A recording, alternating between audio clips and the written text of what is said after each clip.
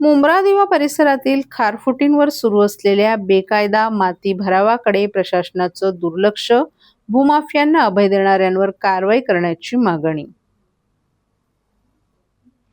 परवानगी नसताना मुंब्रादेवा परिसरातील खारफुटींवर सुरू असलेल्या बेकायदा माती भरावाकडे प्रशासनाचं दुर्लक्ष झालं असून भूमाफियांना अभय देणाऱ्यांवर कारवाई करा आणि संपूर्ण बेकायदा भराव तातडीनं हटवा, अशी मागणी सभागृहात करण्यात आली. राष्ट्रवादी काँग्रेस शरद पवार पक्षाच्या नगरसेविका मर्जिया पठाण यांनी हा मुद्दा उपस्थित करत प्रशासनाच्या भूमिकेवर तीव्र आक्षेप घेतला.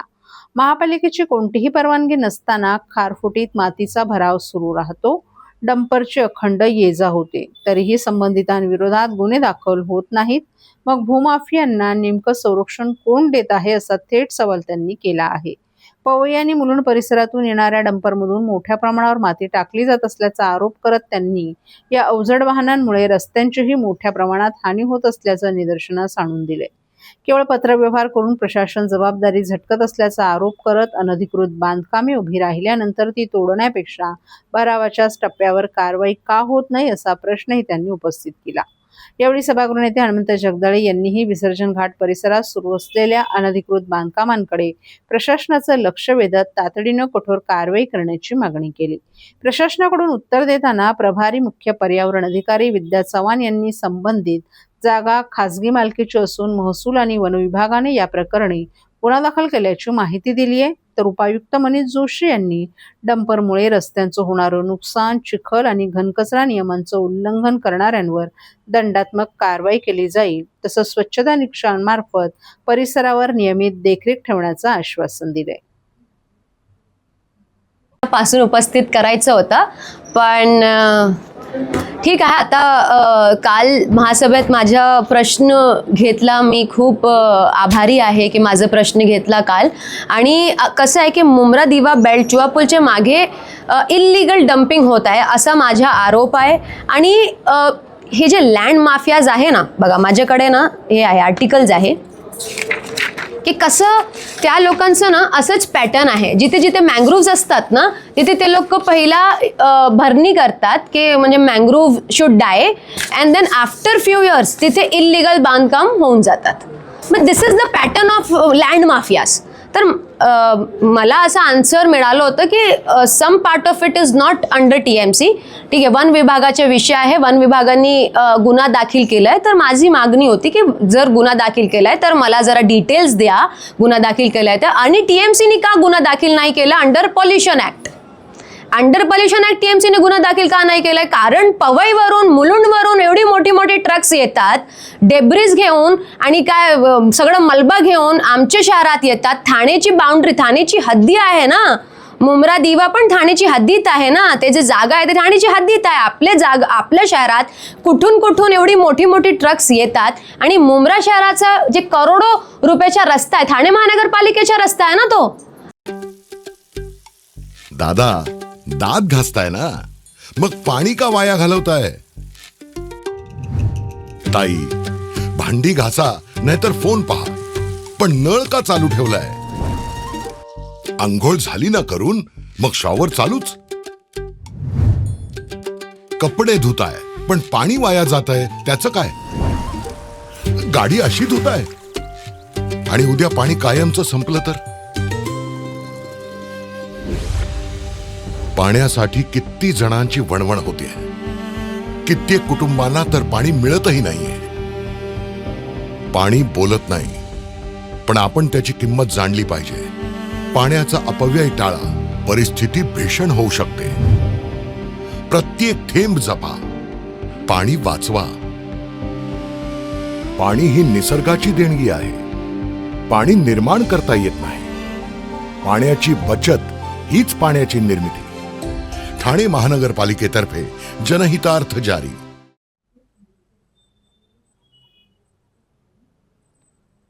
शहरातील शाळांच्या परिसरात वाढलेल्या पानटपऱ्या, अनधिकृत स्टॉल, चिकन शॉप आणि काही ठिकाणी अंमली पदार्थांच्या विक्रीच्या तक्रारींवरून ठाणे महापालिकेच्या काल झालेल्या सर्वसाधारण सभेत प्रशासनाला चांगलंच धारेवर धरण्यात आलं.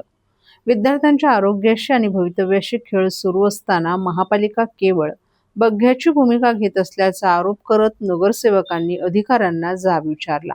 अखेर शाळा, मंदिर आणि इतर धर्मस्थळांच्या परिसरातील अतिक्रमणांवर पोलिसांच्या समन्वयानं विशेष मोहीम राबवून कारवाई केली जाईल अशी ग्वाही पालिका आयुक्त सौरभ राव यांनी सभागृहात दिली आहे. शिंदे शिवसेनेच्या नगरसेविका परीक्षा सरनाईक यांनी हा मुद्दा उपस्थित करत प्रशासनावर जोरदार हल्लाबोल केला. शहरातील अनेक शाळांसमोर पानटपऱ्या आणि विविध अनधिकृत स्टॉल सुरू असल्याचं सांगत त्यांनी महापालिकेच्या स्वतःच्या जागा सुरक्षित राहिल्या नाहीत.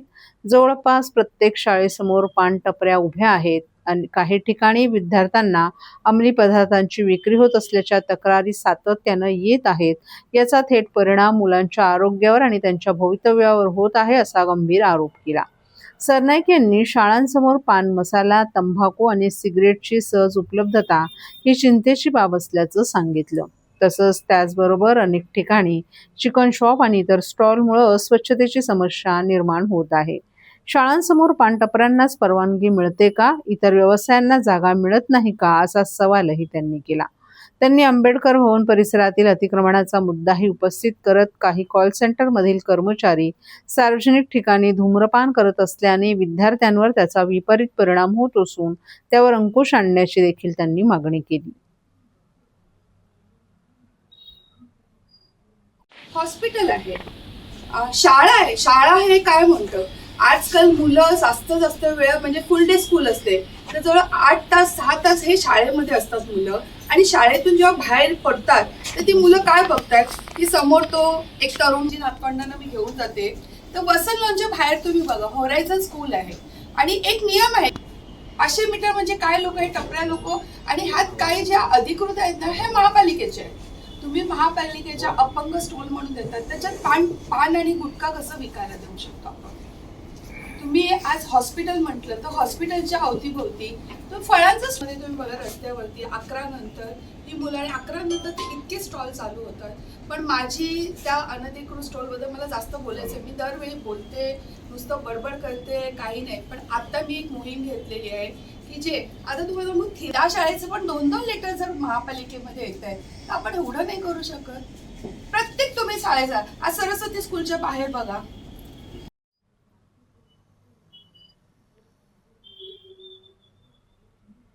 ठाणे महापालिकेच्या आरोग्य विभागानं राबवलेल्या प्रतिबंधात्मक मोहिमेचा सकारात्मक परिणाम. यंदा पावसाळ्याच्या पार्श्वभूमीवर ठाणे महापालिकेच्या आरोग्य विभागानं राबवलेल्या प्रतिबंधात्मक मोहिमेचा सकारात्मक परिणाम दिसू लागलाय. 1 जून ते 15 जुलै या कालावधीत मलेरिया, डेंग्यू, चिकनगुनिया यांच्यासह बहुतांश साथीच्या आजारांच्या रुग्णसंख्येत गेल्या वर्षाच्या तुलनेत लक्षणीय घट झाली असून डासजन्य आजार नियंत्रणात ठेवण्यात आरोग्य विभागाला यश आल्याचं आकडेवारीवरून दिसून येत आहे. ठाणे महापालिकेच्या आरोग्य विभागानं जाहीर केलेल्या आकडेवारीनुसार 1 जून ते 15 जुलै या कालावधीत मलेरियाचे 45, डेंग्यूचे 40, चिकनगुनियाचा 1, H1N1चे 16, H3N2चे 2 आणि लेप्टोस्पायरोसिसचे 6 रुग्ण आढळलेत. कॉलराचा एकही रुग्ण आढळला नाही. या उलट 2025 मध्ये याच कालावधीत मलेरियाचे 186, डेंग्यूचे 210, चिकनगुनियाचे 33, H3N2चे 35, लेप्टोस्पायरोसिसचे 2 आणि कॉलराचा 1 रुग्ण नोंदवण्यात आला होता. यावरून यंदा विशेषतः मलेरिया, डेंग्यू, चिकनगुनियाच्या रुग्णसंख्येत लक्षणीय घट झाल्याचं स्पष्ट झाले. यंदा पावसाळ्याला उशिराने सुरुवात झाल्यानं आणि सलग पाऊस झाला नसल्यामुळे डासांच्या प्रजननासाठी पोषक परिस्थिती कमी प्रमाणात निर्माण झाली आहे. त्याचबरोबर प्रतिबंधात्मक उपाययोजनांवर विशेष भर देण्यात आलाय. शहरातील आरोग्य केंद्रांमार्फत दररोज तापग्रस्त रुग्णांचं सर्वेक्षण करण्यात आले. घरांमध्ये, बांधकामांवर आणि सार्वजनिक ठिकाणी पाणी साचणाऱ्या कंटेनरचं नियमित सर्वेक्षण करून डासांच्या उत्पत्ती स्थळाचा शोध घेण्यात आलाय, अशी माहिती आरोग्य विभागानं दिली आहे. फायलेरिया विभागामार्फत नियमित धूर आणि कीटकनाशक फवारणी करण्यात आली. याशिवाय नागरिकांमध्ये जनजागृती करण्यासाठी बॅनर्स, पोस्टर्स, होर्डिंग, सोसायट्यांमध्ये स्टिकर्स तसंच विविध माध्यमातून संवाद मोहीम राबवण्यात आली. नागरिकांनी घराच्या परिसरात पाणी साचून न देणं, ताप आल्यास तातडीनं तपासणी करून घेणं आणि स्वच्छतेची काळजी घेणं असं आवाहन देखील करण्यात आलं.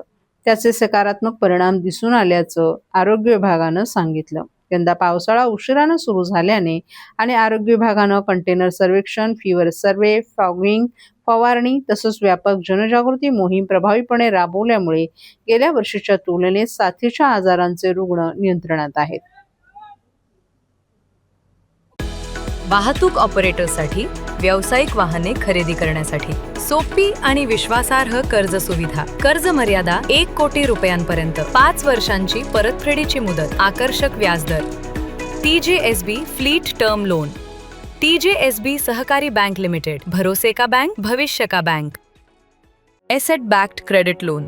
व्यवसाय आणि आर्थिक गरजांसाठी मालमत्तेवर आधारित कर्ज. कर्ज मर्यादा 5 कोटींपर्यंत, 120 महिन्यांचा परतफेडीचा कालावधी. विश्वासार्ह वित्तीय भागीदार तुमच्या प्रगतीसाठी. TJSB asset backed credit loan. TJSB सहकारी बँक लिमिटेड. भरोसे का बैंक, भविष्य का बैंक. तुमच्या व्यवसायासाठी खेळते भांडवल, क्षमता विस्तार, आधुनिकीकरण आणि यंत्रसामग्री खरेदीसाठी विश्वसनीय ओव्हरड्राफ्ट सुविधा. कर्ज मर्यादा 7 कोटींपर्यंत, जलद मंजुरी, 120 महिन्यांचा परतफेडीचा कालावधी. TJSB ODS drop against property. TJSB सहकारी बँक लिमिटेड. भरोसे का बैंक, भविष्य का बैंक. मिंडा कंपनीतील कर्मचाऱ्याच्या हत्येचा उलगडा, 2 कनिष्ठ कर्मचाऱ्यांना अटक. ठाणे जिल्ह्यातील कल्याण तालुक्यात घडलेल्या मिंडा कंपनीतील कर्मचाऱ्याच्या हत्येचा उलगडा ठाणे ग्रामीण पोलिसांनी अवघ्या 72 तासात केला आहे.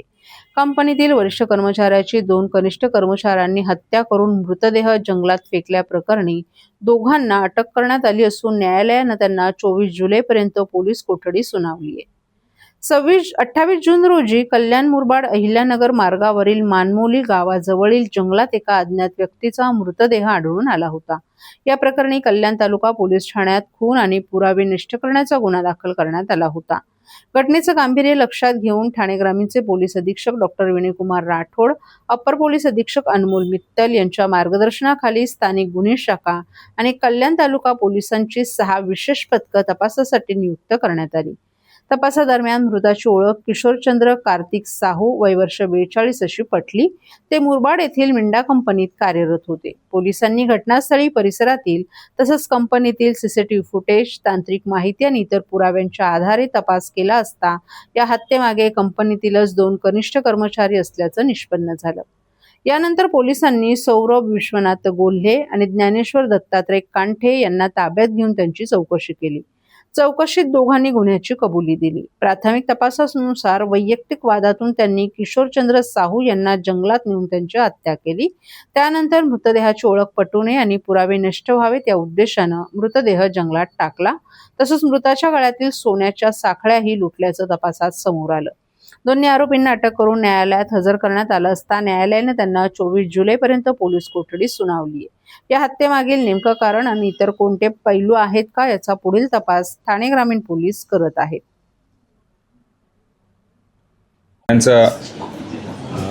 डिटेक्शन झाल्यामुळे ही प्रेस कॉन्फरन्स घेतलेली आहे. थोडक्यात एक ब्रीफ देतो. कल्याण तालुका पोलीस स्टेशनमध्ये 28 जुलै रोजी एक अनोळखी इसमाचा मृतदेह आम्हाला मानमोली गाव या हद्दीमध्ये मिळाला होता. अतिशय दुर्गम भागामध्ये, म्हणजे आपण अहिल्यानगरला जाणारा जो रस्ता आहे तिथून आतमध्ये मानमोली गावाकडे जाणारा रस्ता आहे, साधारण 1-1.5 किलोमीटर आतमध्ये जे घाटसारखा परिसर होता त्या परिसरामध्ये कुजलेल्या अवस्थेत एक मृतदेह मिळून आला. सर्वात मोठा पहिल्यांदा चॅलेंज हा होता की तो अनोळखी इसम होता. त्याच्याबद्दल काही एवढं मात्र कपड्यांवरून असं दिसत होतं की तो शर्ट पॅन्ट, त्याच्या अंगावर एक सॅक होती समोर, त्याच्यावरून तो कुठेतरी नोकरी करणारा असावा असा अंदाज होता.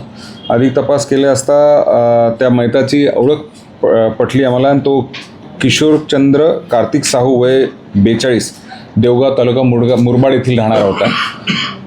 तो नंतर तपासामध्ये त्याची पत्नी व इतर त्याचे जे घरमालक यांच्याशी तपास केला असता असं कळालं की मिंडा कंपनी आहे मुरबाडमध्येच, तिथं तो कामाला होता.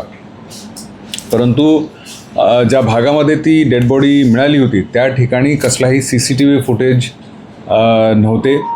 त्यामुळे कुठेही त्याच्याबरोबर कोण गेला, काय गेला ह्याचा काही थांगपत्ता लागत नव्हता. तब्बल 25 दिवस 20 दिवसानंतर म्हणजे याचा म्हणजे श्रेय मी आमचे कल्याण तालुका पोलीस स्टेशनचे आणि मुरबाडचे SDPO, कल्याण तालुका पोलीस स्टेशनचे इन्चार्ज, LCBचे इन्चार्ज, LCBचे PSI कदम, डिंगले त्यांचे कॉन्स्टेबल, इतर पूर्ण स्टाफ, जवळपास एक 25 लोकांचा स्टाफ अहोरात्र ह्याला एक चॅलेंज म्हणून झटत होता. आणि त्यामध्ये मग नंतर फायनली ब्रेकडाऊन किंवा ब्रेकथ्रू आम्हाला असं मिळालं की त्या तांत्रिक विश्लेषणाच्या आधारावर आम्ही 2 आरोपींना संशयित म्हणून ताब्यात घेतलं आणि त्यांना विचारपूस केली असता त्यांनी हा गुन्हा केल्याचं कबूल केलं आहे.